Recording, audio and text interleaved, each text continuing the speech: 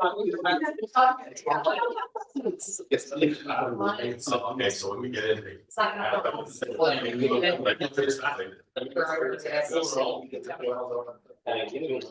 And right.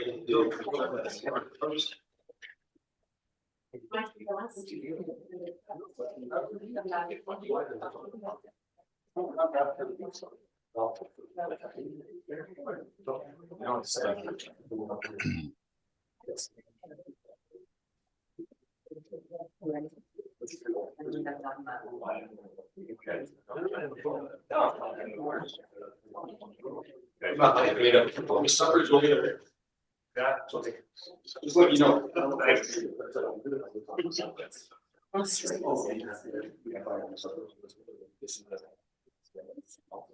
Yeah, we don't.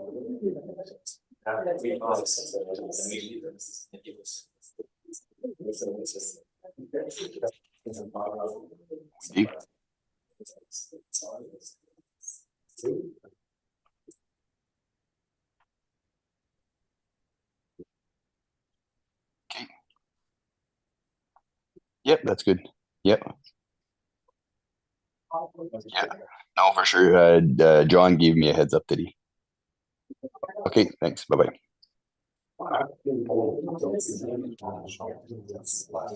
Je suis bien là parce que j'ai pas de bras là. Correct? Ok.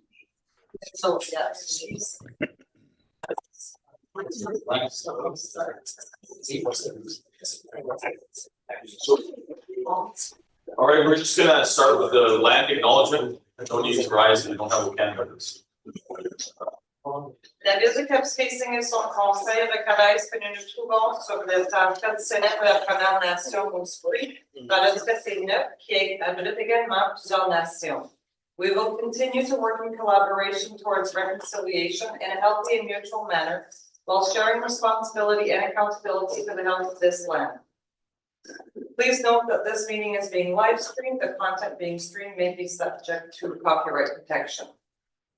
All right, Elaine, Norm, can you hear us? Yeah, okay, perfect. All right, is there any declaration of pecuniary interest in general items thereof? Yes, there is. Cap-Spacing Council agenda dated December 19, 2024. Agenda item in the closed session E. Agenda item titled litigation. I, Gary Fontaine, declare pecuniary interest for the following reasons could be a possible conflict. Any others? All right, hearing no others, we have a motion to approve the agenda. Moved by Councilor Douglas, seconded by Councilor Bennett, that the agenda be approved as circulated. So, any discussion? All in favor? Carried. Presentations, we have with us Chad from Baker Tilly. He's gonna present to us the 2023 consolidated financial statements. Where's yours, Chad? Thank you. So as last year, I didn't really prepare anything. So just basically here to answer the questions if you have any. And explain what this is. So these are the consolidated financial statements of the town. So earlier, I presented to you the financial statements of just the town's financial activities and the financial position. This one here in consolidated includes all the entities that are controlled and owned by the Cap-Spacing. So what is consolidated? It is the Cap-Spacing Public Library Board, Downtown Business Improvement Area Board, the Cap-Spacing Economic Development Corporation, and the Cap-Spacing European Battlefield Site Management Board. So those financial statements have been prepared, all the financial statements have been prepared and have been approved by those separate boards.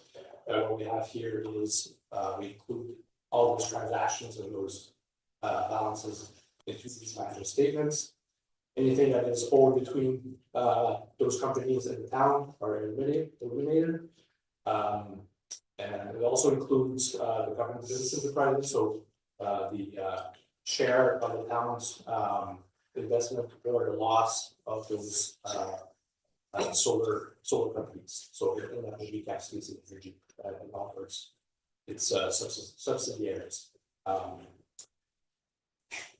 So that's what basically this is. We need these audit financial statements on a consolidated basis to prepare the FIR, which is the financial information return that is required to be submitted to the province of Ontario. So that's why we prepare these and use that commission to prepare this that report to the ministry. Right, were there any questions for Chad? No, so. Anything you need to highlight? Internally from staff, the review, is there so there was a lot of changes in PSAT, so these are prepared in accordance with public sector accounting standards. And there were a lot of changes this year. And one of the big change, which is mostly reflected in the landfill, was the asset retirement obligation. So that's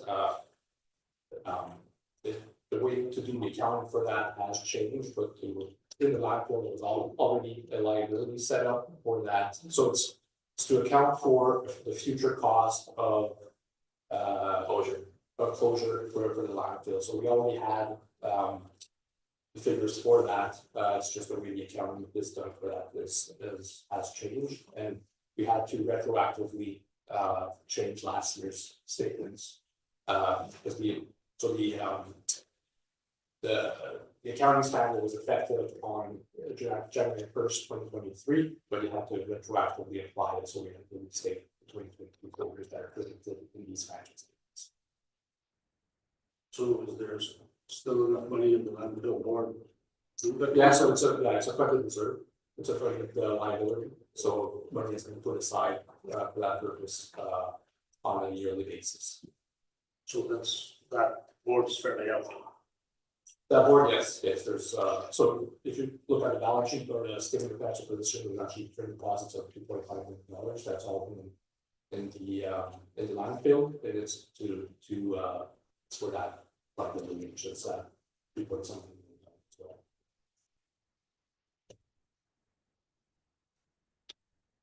Any other questions for Chad? In professional opinion, the $11 million initially that went into the program, is there, you see it payback on that? In the solar park, there was no mention of that one.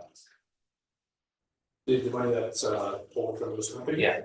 Right now it's in the air, if it's going to be covered or not. We can talk about that, but it is reflected in here, and there is a note in regards to the collectability of that of the In your notes, if you read them, everything else looks really good for the town, except for that section of the town. On the consolidated financials, all of the losses in municipal solar enterprises are brought up to the municipal level, so you see those liabilities in there for losses incurred within solar entities. We're gonna have a presentation tonight to give the council, like I said, a good view of what's going on for the future on the Cap Energy front. I think there's a possibility of bringing these entities into cash flow positive state, but it's going to take a lot of work from our end and our partners to get it there. But we have some ideas of how we're going to do that, and we're going to present that to council. Great. Any other questions? All right. Well, thanks, Chad, for that again, and I guess we'll see you next year. Yep. Okay. Have a good Christmas and good time with your family. All right. Next on the agenda, we have a presentation from SolarBank regarding a solar flow-through fund partnership, and we have with us Richard Liu and Tracy Zhang. Thank you. Welcome. As I mentioned earlier, you see exactly why we're in the solar business. We light up our park during Christmas time, and so we need that energy to keep it going. So I'll turn it over to Paul, and maybe he can. Maybe before I end the presentation to Tracy and Richard, I just want to briefly by saying tonight's presentation is in regards to the change that have happened over the last year for the solar flow-through fund. As council will recall, about 10 years ago, we entered into a partnership with the fund. We developed solar assets throughout Ontario, and within the FIT program, there was this was the IESO, it was the Ontario Power Authority back then that changed to the IESO. Over the years, we've had some, I guess, updates to council every couple of years. But tonight, since there's such a major change in ownership and structure, I thought it'd be nice to have the people from SolarBank come and explain exactly the relationship between Kapuskasing and SolarBank and what that means, you know, for historical purposes and for future as well. So I'll hand over the presentation over to Richard and Tracy, and I'll butt in as necessary. Thank you, Paul. Really appreciate this opportunity to make a presentation to the council here. As you know, I am Richard Liu, I'm the founder, president, CEO of SolarBank. I am in Toronto, Ontario for 34 years. So trained as a occupational physician. So I always work with large companies, hydro, oil and gas, to taking care of their occupational illnesses, health and safety, environment, workers' compensation, legal departments. So those are my specialties over the years. And at Enbridge, I learned my oil and gas business.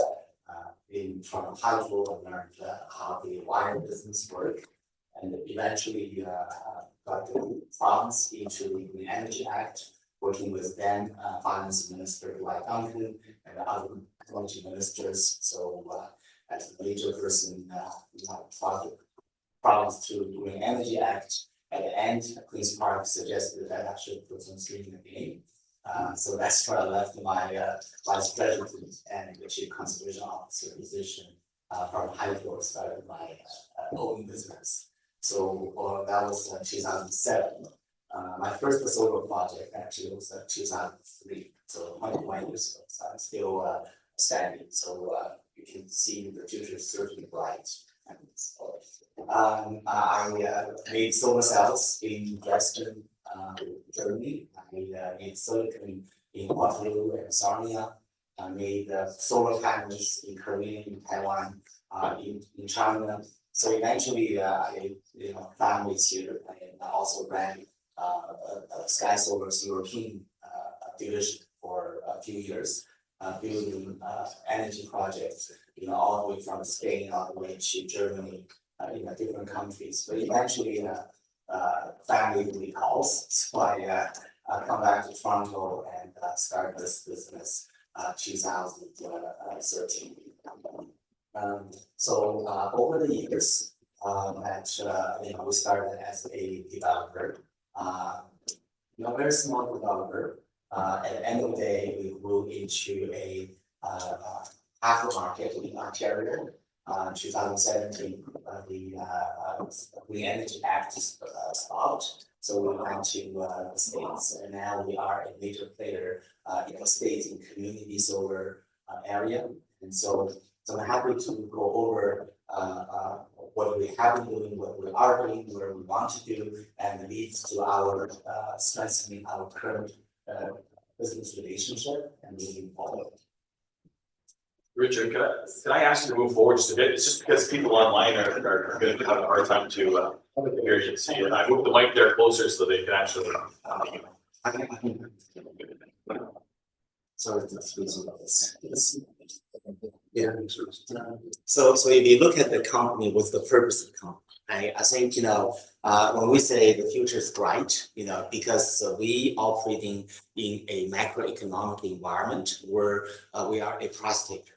Because electricity prices are determined by the regulator. That I was one usually stand up at Toronto Hydro to argue that should raise your electricity rate so I can keep your lights on more reliably, right?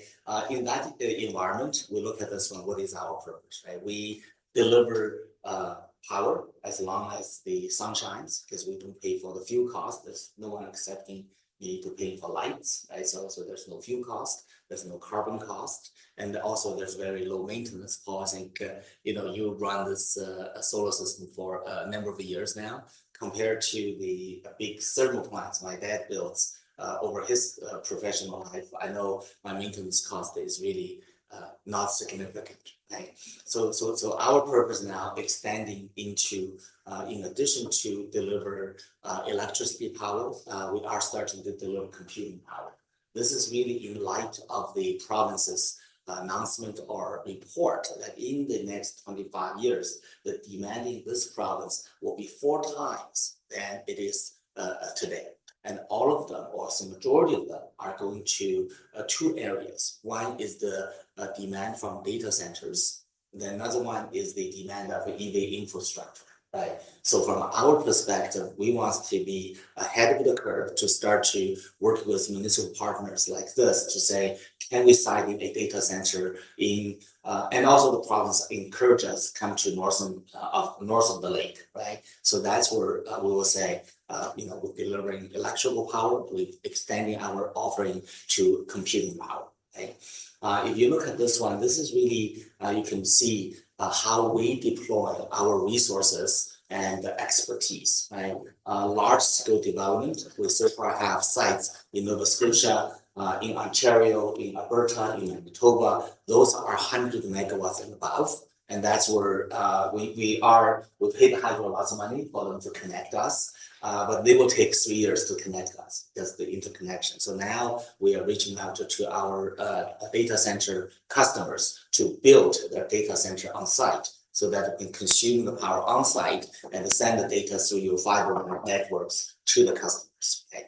Those data centers are not necessarily what you hear from the scientific studies saying that has to be high performance computers, has to be NVIDIA computers, has to be very advanced high scalers.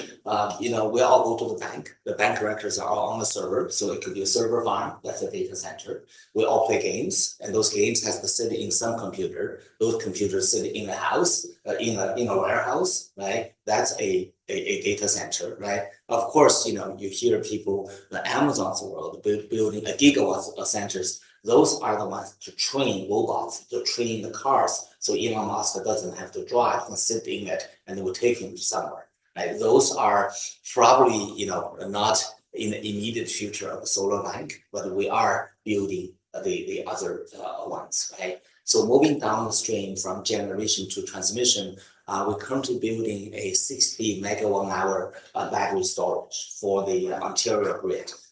This is a part of the ELT1 request for proposal from the IESO. We are building them and will be up and running in middle 2025. That is really a way to support the grid in case if there's a brownout or even there's a blackout. You probably saw a recent announcement. We closed $24 million worth of project financing from Royal Bank. That's only 2/3 of it, and more are coming. And so being here, speaking to the council members and the community, we do have major Canadian banks and other US banks supporting us to pursue this clean and renewable energy approach for the years to come. Right? So that's the battery storage. Moving forward in the distribution level, we currently are building a community solar in Nova Scotia. That's Tracy's team leads in Nova Scotia. That's the larger team in the States. What it works is that we know some residential people, they have roofs that you can put solar panel on it. But 50% of the North American people, right, they do not have their own roof. Even if they have a roof, they might be in a shaded area. Like my house, I love to show people I'm a solar guy, I have solar panels on my roof. My houses are completely shaded, right? So for those people who want to participate, that the solar, community solar is actually the way to do. So what happens is that we will select, let's say 50 acres of land. We will build a 10 megawatt solar farm, and we will send social media to the people in the nearby community, and they will sign up. When they sign up, the deal is that there's no long-term contract, no nothing. You just need to send us your electricity bill, and we take down your name, information, so on and so forth, and we send this one to the utility through a consolidated bill.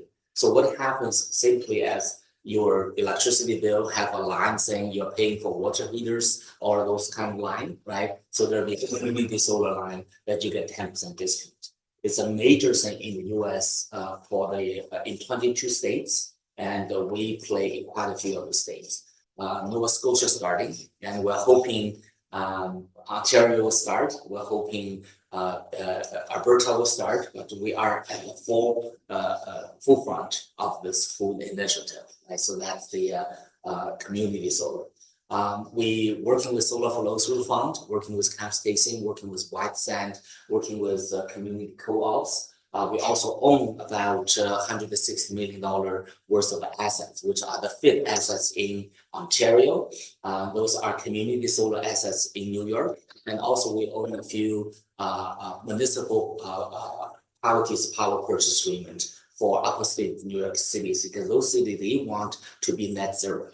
And when we look at their bill, we know how much electricity they consume.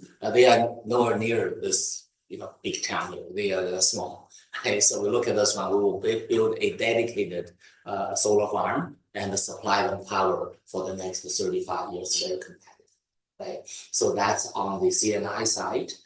Continue with the overall decarbonization into the transportation grid. We have a long-term contract with Walmart that to build we call the high-speed DC FCs, chargers on the Walmart side. We're starting with 4 in British Columbia, and as the economics improve, that we will build across the country. We also have a contract coming up with McDonald's and Tim Hortons. We're still evaluating it, given the new direction from our big brother south of the border, that he might not be very interested to push the EV charging, so that we're still evaluating whether we go full speed into the decarbonization of the transportation grid. Right? Longer term, we do know there are some large development we have in Newfoundland that, hundreds of megawatts, but we send the power through the transmission line. Sometimes transmission line got curtailed and our power cannot go out. Currently, we just shut down everything until the wire is fixed. But there's another alternative, is that we can use that power to drive a electrolyzer producing hydrogen and send them into the pipeline. The Enbridge was my very good employer when I was the senior manager there. They actually, in Markham, Ontario, in the evening, they will use the low cost power to use electrolyzers, making hydrogen and inject the hydrogen into the gas pipeline to overall decarbonize the carbon content of the gas. So that's one of the another consideration in the overall SolarBank's offer in the decarbonization and delivering clean energy and renewable energy. So I hope this one is long, but now you know how we spend the investors' money, how do we deploy our effort, and what we're trying to achieve in the energy industry. I probably wouldn't spend too much time on this one because, Cap Stacing is one of the pioneers in renewable energy. I was looking at some of the systems you have, even on rooftop, you're facing south. That's a very, very original design. Because so far, if you look at this one, they are designed aligned with the building, but only the pioneers designed the facing south even on the rooftops, right? So this whole area. But I will share with you the big support from the Canadian government, from the investment tax credit perspective, from the Canadian Infrastructure Bank, so from the First Nations, and not to mention municipalities, right? There's support here. Not only there's political and economical and societal support, but technology-wise, if you're looking at the region the last 10 years, all the major power plants built from using natural gas or clean coal and so on and so forth, none of them producing cheaper electricity than solar and wind. So that's they call it the levelized cost of electricity, right? Renewable energy is cheaper than the conventional power already. Not only cheaper than conventional classic power source, but also fast.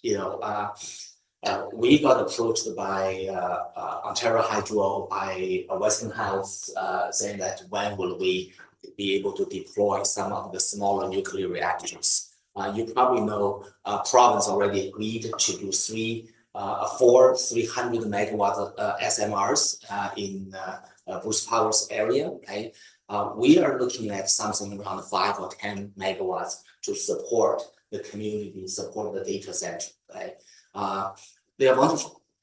They're clean. There's no carbon emission from the nuclear reactor, right? The problem is that, number one, it won't happen before 2030. So it just won't happen, right? When it happens, the electricity price maybe 15, 18 cents a kilowatt, right? So it would not happen. So the renewables is not only cheapest, but also fastest can deliver, because we can deliver within 18 to 24 months. The last one I want to share with you is how do we support the digital economy? I think Capscasing started with a pulp and mill town here. You have other businesses growing very well, but going forward, do you want to continue to be a resource town, or do you want actually to be a kind of a hub of data centers, right? Those data centers are relatively easy to do. There's really nothing to it. You build a box, you power them, you build a rack, you have a fiber connected, so the signal is in and out, and the higher paying jobs, because the people need to know how to operating those little boxes on the racks and so on and so forth. And the air conditioning is about 30% of the cost to run in the data center, because those things run hot. Sometimes we even immerse them into liquid, so to increase the cooling effect, right? So that's one of the things. I think Paul, after this, we will talk about maybe there are good sites that we can do to make it happen. We have the air conditioning right here. Well, that's why I can, you might save 10% of my cost. Probably that's all my profit I need. So that's the overall political, economical, societal, and the technology update to further support the council's view about how to continue your leadership in the renewable energy and clean energy. It continues. With next. So if you ask us, where we're going, right? So the company went to public on March 2023 at 75 cents Canadian CSE. It's a venture. I think within the first 3 months, we made the top 25. So it means that the venture capital market is too small for us. So we moved to SABLE, which is a main board equal to Toronto Stock Exchange by year end. And then by April, we started trading on NASDAQ Global Market, right? So we are a Canadian company, dual listed in Canada and the US, right?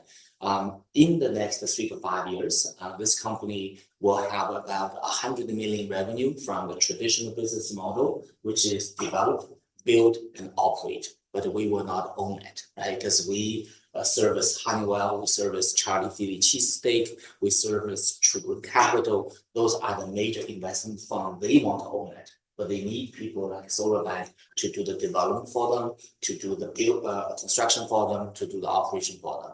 Our revenue was $60 million as of June 30th, 2024. And I think we're going to maintain that part, in the next 3 to 5 years, let's say maintain them between 60 to 100 million. But meantime, grow the ownership of the assets. That's the main reason I'm here to report that we acquired Solar Flow Through Fund. That's gave us about revenue-wise, not net income, revenue-wise, about $9 million a year, and we continue to own assets. And the investor committee instruction was that when we have equity, we will own as many assets as we can. So hopefully in the 3 to 5 years, we will have 100 million revenue from service-oriented business, another 100 million from the ownership-oriented business. So that will give us about $1 billion or $1.5 billion market. Right? So that's what we're going. We continue with our good practice over the years. Fundamentally, we are a developer. Tracy actually is the Chief Development Officer. She leads a team of development professionals both in the States and Canada. This is about secure site, have public meetings to discuss with the community and then interest parties to get buy-in of building such a energy assets, right? At the full permitting, we hand it over to Andrew. Andrew is a professional engineer, mechanical engineer. He's the Chief Operating Officer. He manages the team of engineers, construction managers, procurement people, and other coordinators to build it. We always build it ourselves. That way is we can control the quality, we can manage the throughput, and we can also manage the customer loyalty. Because when you build for people, especially like Honeywell of the world or Charter of the world or truly after the world, you want making sure that we deliver some asset that truly can last 35 years, right? So that's from a engineering, procurement, construction perspective. So at the commercial operation, because we own about 80 of them and we're managing another 60 of others. So we offer the same operation maintenance, the same thing we do it on our own assets to the customers, right? And because we own those assets and we have accounting teams that will do all those reportings to the banks, the shareholders, to the investment funds. So we call it a production line. There's always projects rolling off the production line, and the business continues. So now I shared with you about our purpose, our process, our overall operating environment. I want to go further down, looking at the opportunities that in Canada and beyond. We do a lot of rooftops, as most of the FIT contracts, small FIT contracts, same as the one Capscasing own, is on a big rooftop, right? And we continue with that because the fund, like Fiora, is a rate $7.4 billion. Bantall, if you're looking at RioCan, if you're looking at all of those rates, they own a large rooftops. And we want to lease their rooftop and thus producing renewable energy to sell to the grid. In further discussion, economically, they found that investing in their own building by putting solar, battery charger, battery storage, and EV charger, the return actually is better than them investing in brick and mortar. So because of this, they are not leasing the business, the service to us, but rather hire us as a service provider, right? So that's what Tracy's team is doing in Nova Scotia, in Alberta, large rooftops. We're going to go back to Ontario to look at the existing landlords to continue to do so. But there is an opportunity coming. Regulation 459 will officially in effect May 2025.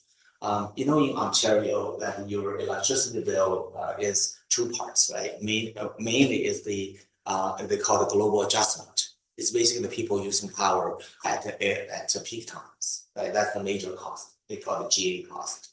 Mr. Ford, after he canceled the Green Energy Act for the number of years, now he realized he needs lots of power. Now he realized the nukes is not going to save him because that's another 8 years away.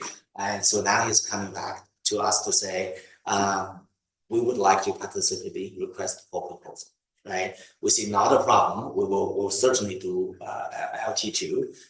What about your existing customers who paying huge demand charge, right? When time comes, I believe even this plant, they go to shut down, they go offline to save some capacity so you can keep the grid running. Right. So there is a new regulation, which is the 459, basically said, if we build a solar farm here, let's say for Capscasing, using one of your less productive service, right? Let's say it's 100 megawatts.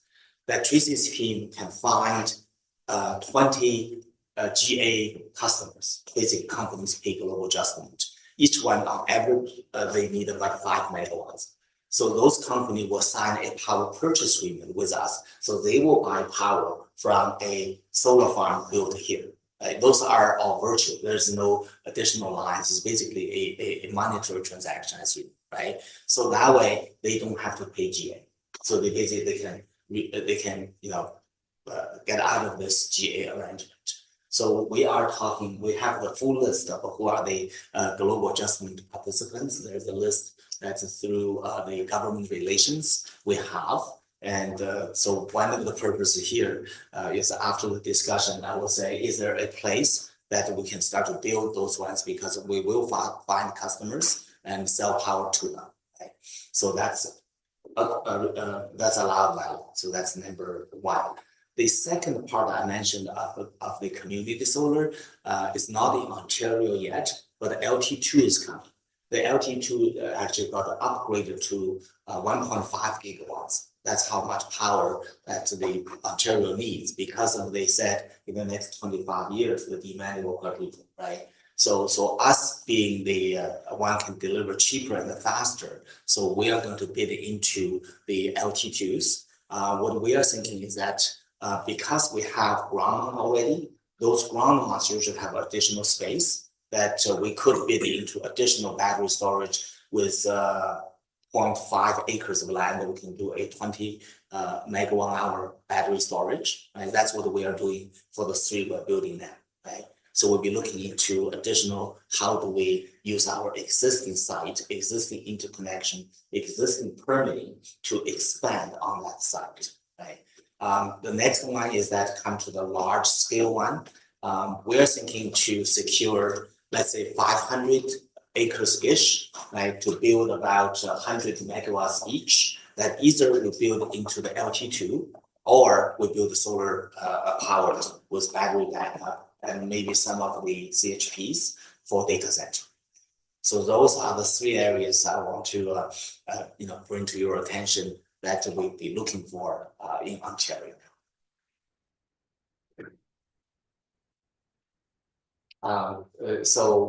Just a bit of a boring facts that you're probably thinking, how do we make money?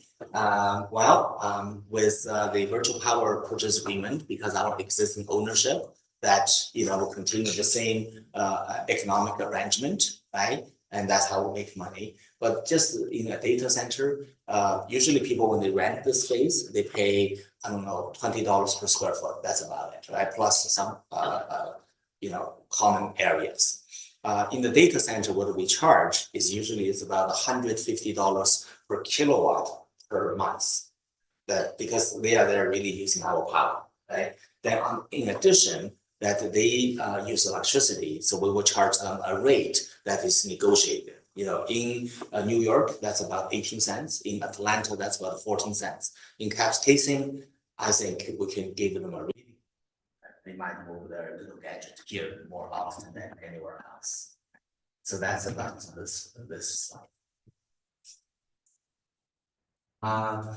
One of the things I want to report to the council, I know as a pioneer, you have gone through a lot, working with a lot of companies. They might be still here, they might not be here. I remember when I started 2008, 2009, there's at least 300 or 400 companies started, right?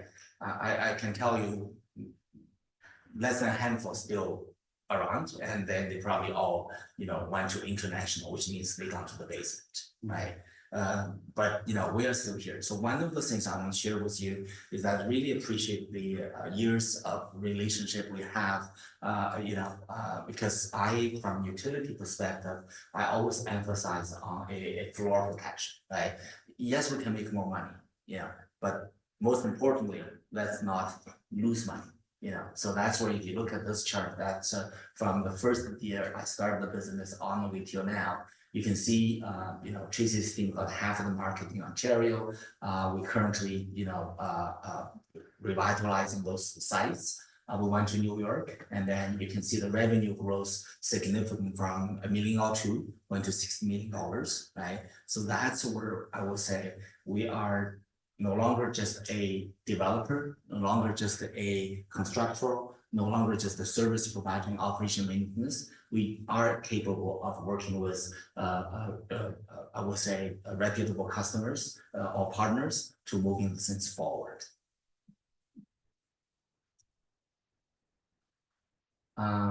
So this one is I think this is really what happened.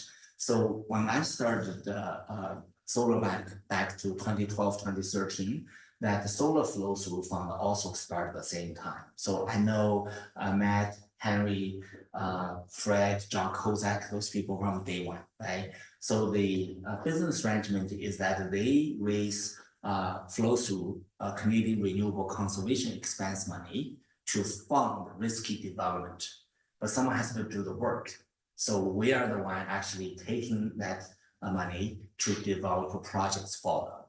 As we're gaining major market share from Ontario Phase 2, Phase 3, Phase 4, Phase 5, that we gained additional capability to become an engineer, become the constructor and the maintenance operator. So we actually built all those sites or managed all those sites or engineered all the sites. So over the years, we have been the owner's engineer to watch those assets for them, to making sure they generating, I would say probably enough revenue to cover P&C cost, enough revenue to cover maintenance cost, and maybe some other revenues cover their SG&A, right? So that's what happened.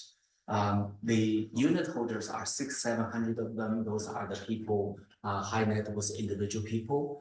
They are looking for liquidity event. And given there's no business really in Canada from a renewable energy perspective, you know, Alberta want coal, Nova Scotia want this, you know, there's no way the business can expand. So in that case, I sat down with the unit holders, and eventually we agreed that I will buy the company, make them part of the SolarBank. So we paid them all stock. They didn't take any cash because they truly believe that you know, the company given it is a NASDAQ market listed, that it will give them an upside. So we did an all stock deal. So we purchased the asset.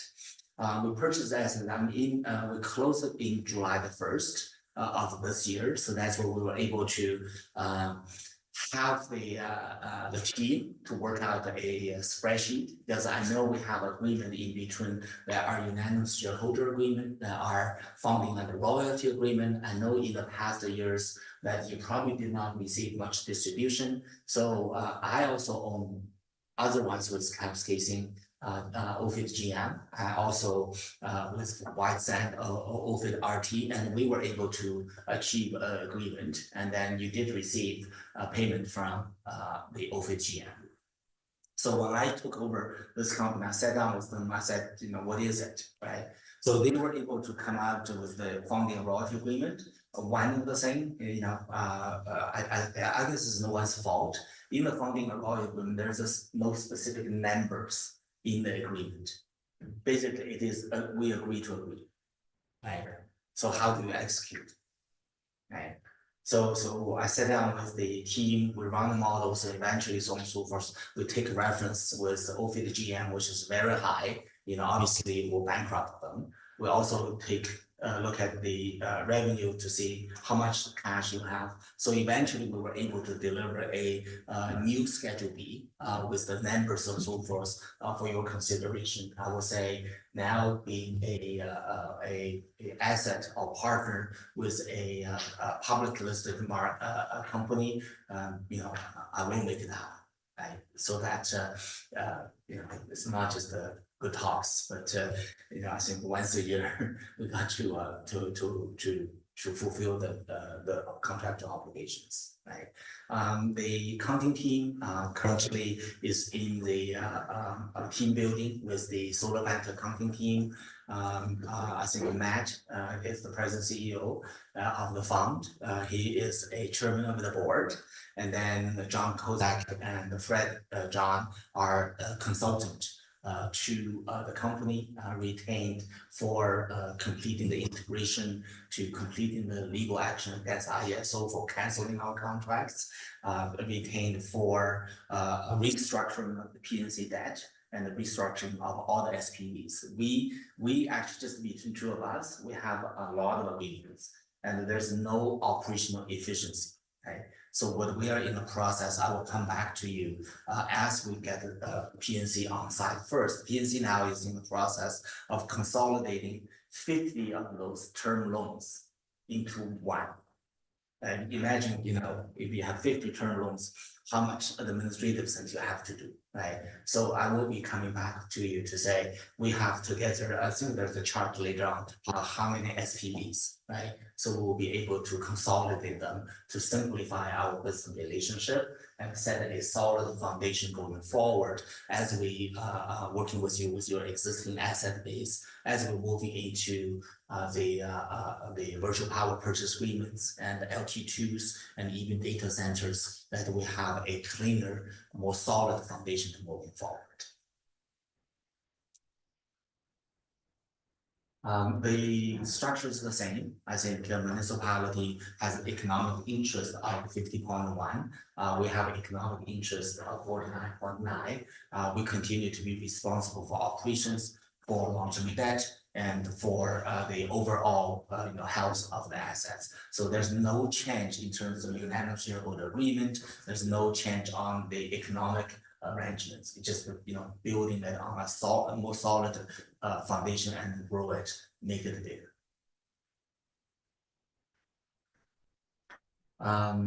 So I shared with you all of the things, good things. You're probably asking, who's doing it?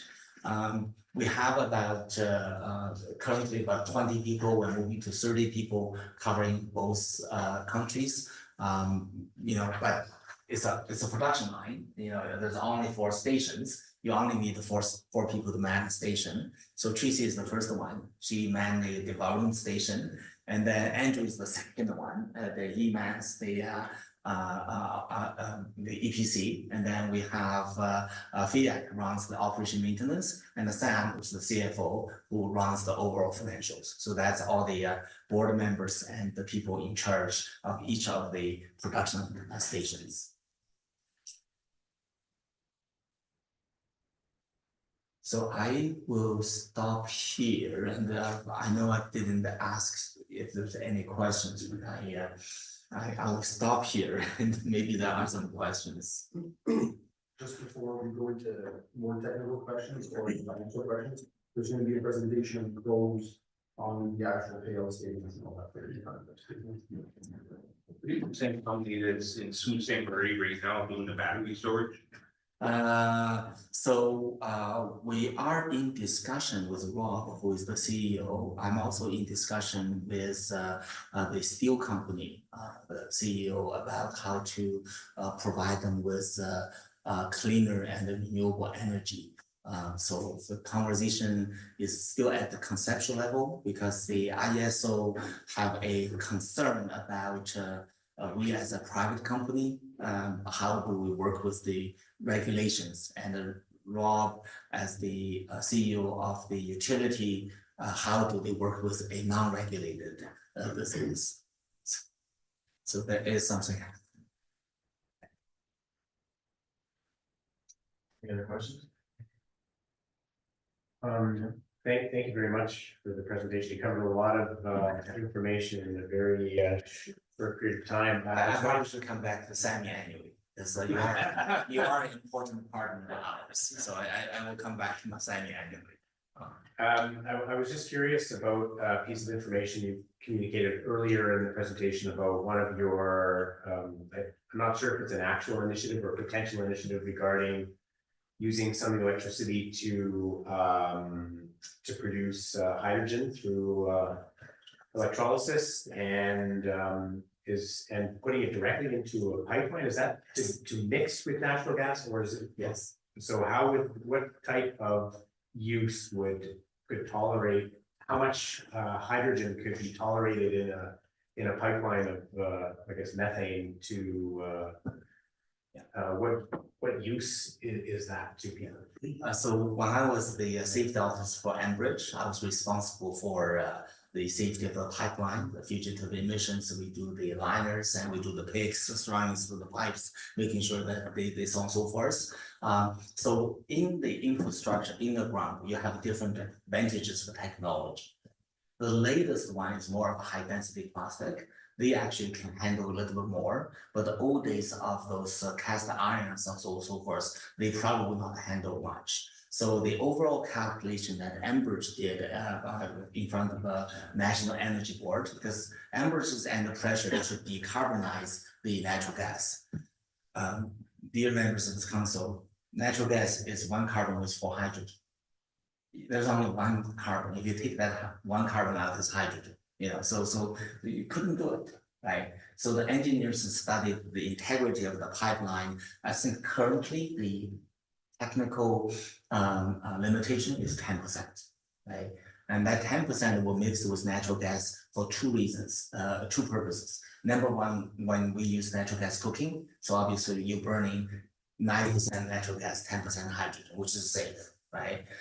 We also have a technology we can extract the hydrogen, separate them from the natural gas. Right. So that will be in the future as a delivery mechanism for hydrogen to go to where the pipeline is. Right. So those are the test pilots going on with Enbridge in Ontario. Okay. Interesting. I know in Germany they have a lot of like the hydrogen production. They go into I don't know, fuel cells. Yes. And is there a benefit to one or the other? Why wouldn't you put it in something like a fuel cell that could store it? So I was on 2 public companies, on hydrogen companies, advancing the fuel cell. So there are power generators. You know, we have diesel generators, we have portable generators, and so on and so forth. We developed a generator that will burn on hydrogen, which is a fuel cell. You put your hydrogen tank beside it, that will generate the heat and generate the electricity. So from an Enbridge perspective, you can see they are getting into those different replacing the furnaces with what you call also air conditioning units now. One of the things that we tested a long time ago is that whether we make the first generator to produce electricity and heat. But that one is an internal combustion engine. Not many houses can actually feel comfortable. There is something reciprocal going on 24/7. So the newer idea is that as there's more hydrogen in the existing pipeline, those furnaces can be replaced by a fuel cell. So that because of membrane technology that you can produce electricity and also can heat the house. So those are, I would say, 10, 15-year plans.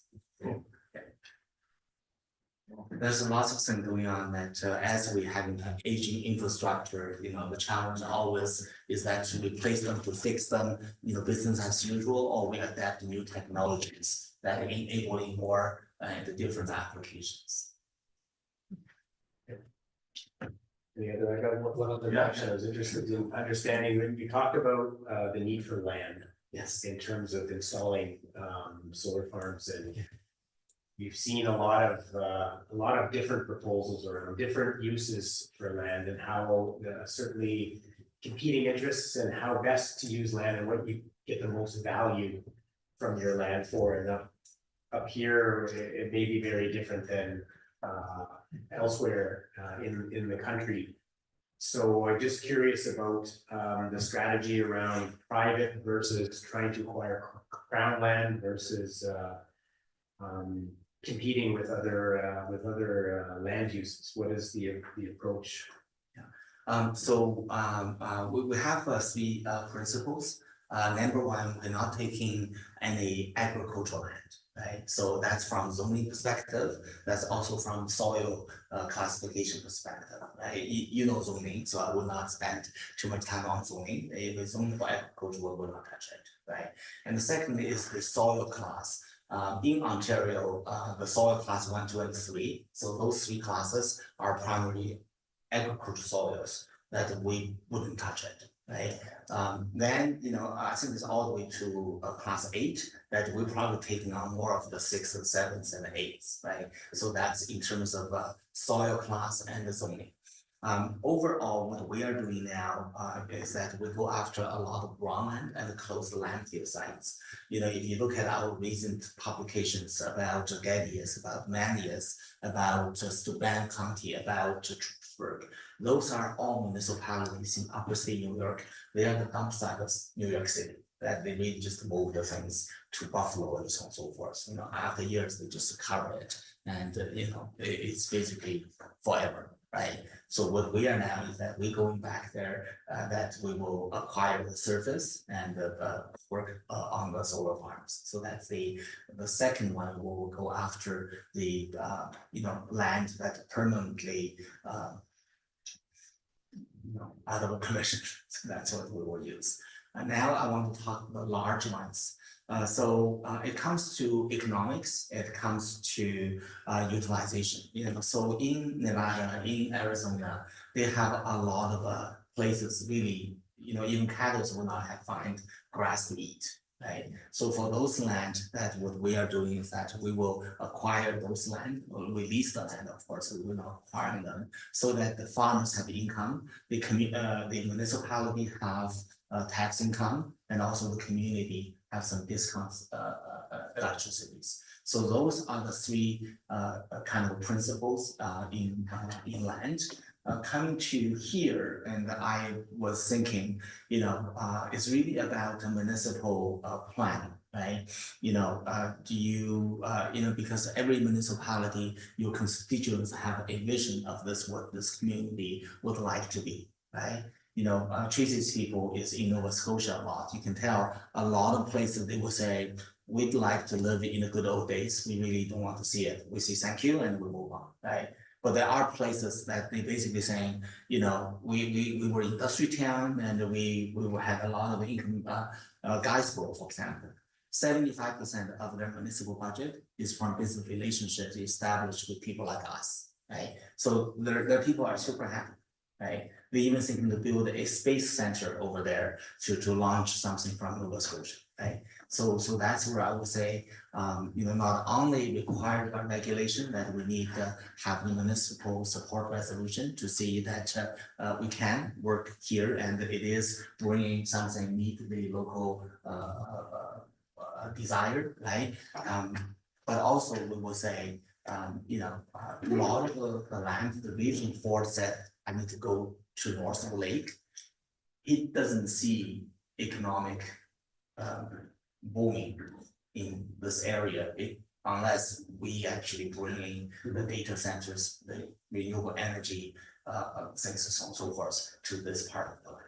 So that's kind of an overall principle and my views up here. We actually, talked to Paul about what are the areas. Do you have a brownfield? Do you have a abandoned mining site? Do you have, some places really doesn't produce much? Even some people might have mining rights in your area, but they have the mining right beneath the surface.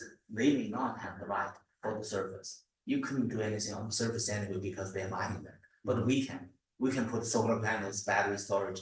There's one company, they are doing a lithium processing plant in I don't think it's Cascading. They reached out to us to say, we have lithium underground and we would like you to do solar farm, wind farm batteries so that we can produce zero carbon lithium to the European market, right? So that's areas that we'd love to explore because with you, because this area much better than us. Thank you. Any other questions? Is Paul, anything you want to? No, I just wanted to thank Ricky and Tracy for coming down. We'll have some more discussions and close for Later on. So thanks again for your presentation. It was Thank you. really informative. All right, so we'll move into adoption of the minutes. We have a motion to approve the minutes of special council meeting held December 9th. By Councillor Dennison, seconded by Councillor Newton, that the minutes of the special council meeting held December 9th be approved. Is there any discussion? All in favor? Carried. Motion to approve the minutes of the special council meeting of citizens recognition award held December 9th, 24. Moved by Councillor Ladon, seconded by Councillor Dennison, that the special council meeting be held for the Citizens Recognition Awards held December 9th, 2024 be approved. Is there any discussion? All in favor? Carried. The correspondence, we have Ministry of Agriculture, Municipal Affairs and Housing, proposed Municipal Accountability Act, and strengthen municipal code of conduct and integrity commissioner framework. So this is something that Amel's been lobbying for some time, so it's welcome news. It's just the beginning of more to come, I think. So stay tuned.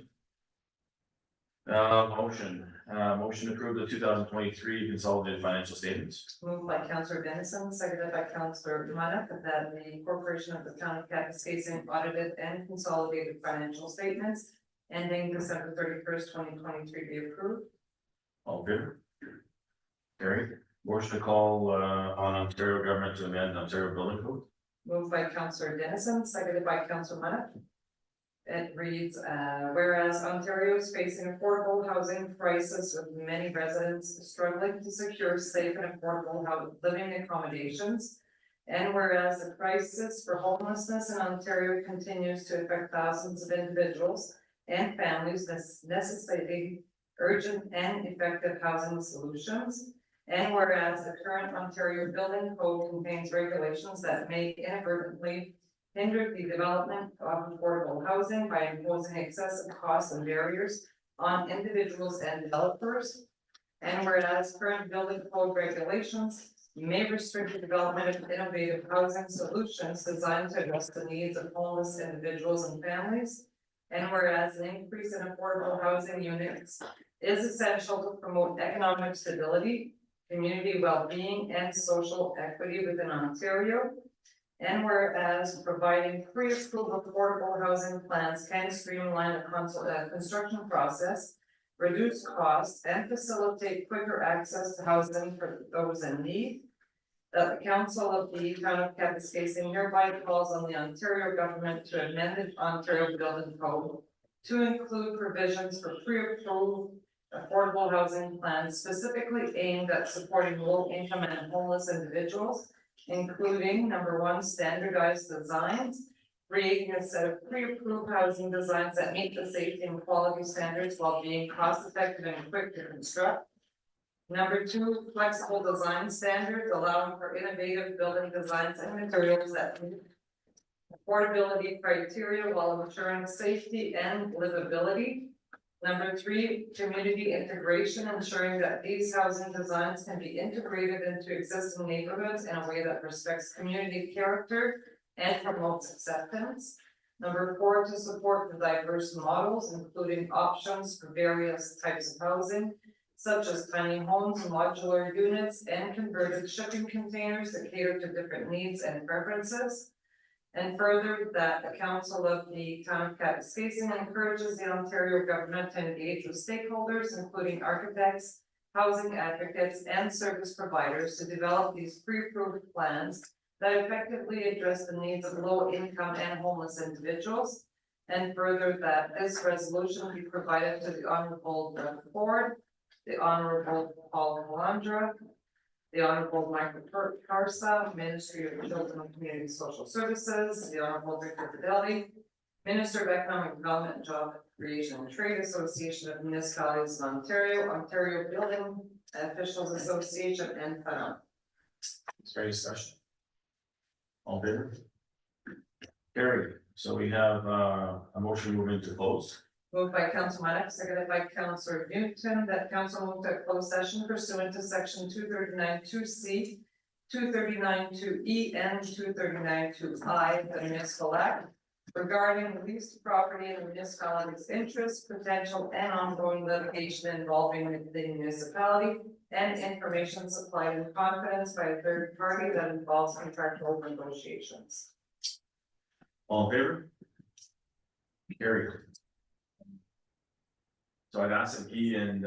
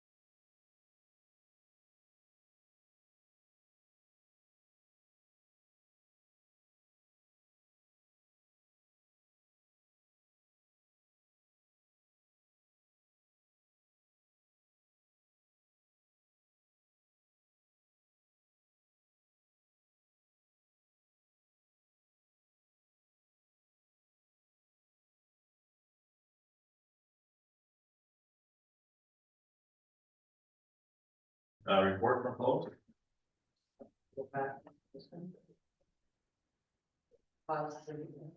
Oh, okay, we're pausing to come back out.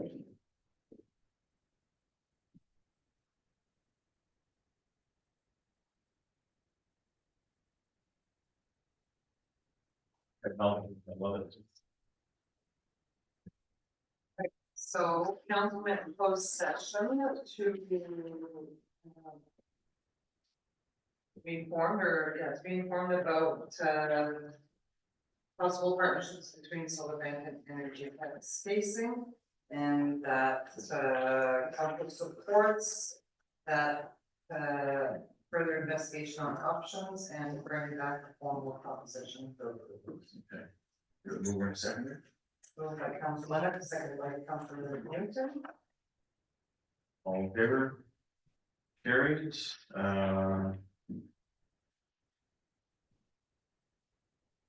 Motion approved, George by bylaw. Moved by Councilor Benson, seconded by Councilor Nanda, bylaw 4614 being a bylaw to confirm proceedings of council.